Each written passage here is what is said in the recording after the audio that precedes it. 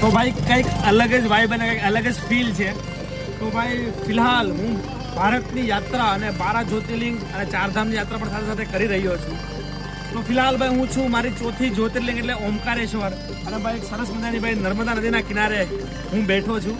અને સરસ મજાના ભાઈ મહાદેવનું સોંગ આલે છે કે ને ભાઈ કે જીવનની બધી ભાગાદોડી જે લાઈફ છે ને ભાઈ એના બધે છોડી મોહ માયા બધી છોડીને ભાઈ આજે મસ્ત ફકીરી લાઈફ જીવવાની મજા છે ને ભાઈ એટલે ભાઈ અલગ જ મજા છે.